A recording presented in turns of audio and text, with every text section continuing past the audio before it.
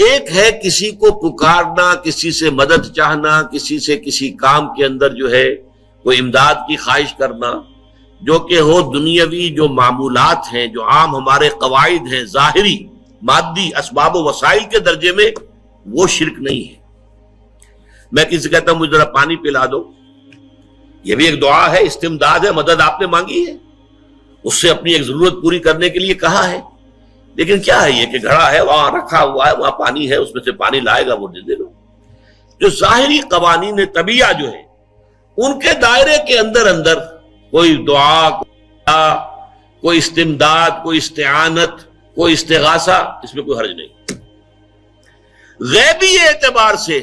کسی کے ساتھ بھی کوئی دعا کی جائے گی اللہ کے سوا، وہ شرک ہے۔ وہ استدعا ہو، استغاثہ ہو، استعانت ہو،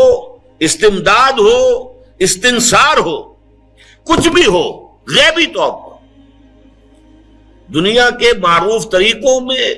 اور جو ہمارے طبعی قوانین ہیں ان کے دائروں کے اندر اندر مدد مانگنا، اس میں قطعاً کوئی شرک نہیں ہے، توحید ہے۔ البتہ اس میں بھی ایک باریک نکتہ ہے۔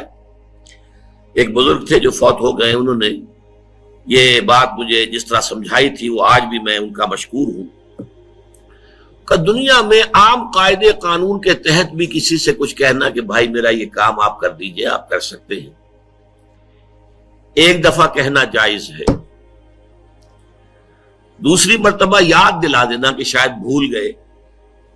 وہ بھی جائز ہے، تیسری مرتبہ کہنا شرک ہو جائے گا۔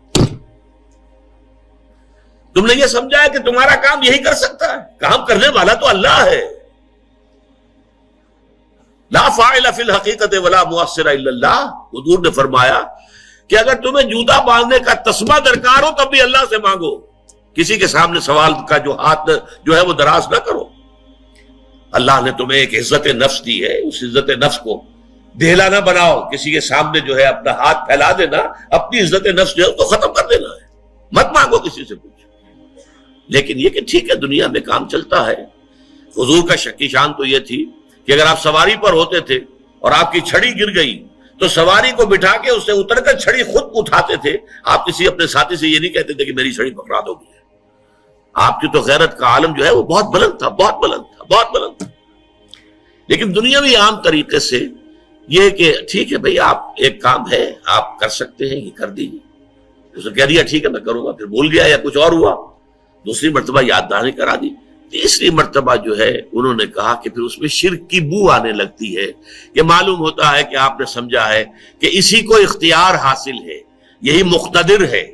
اسی کو آپ کا کام کرنے کا جو ہے وہ پوری قوت اور قدرت حاصل ہے، اور یہ چیز جو ہے یہ شرک کی بو اس میں سے آنی شروع ہو جاتی ہے۔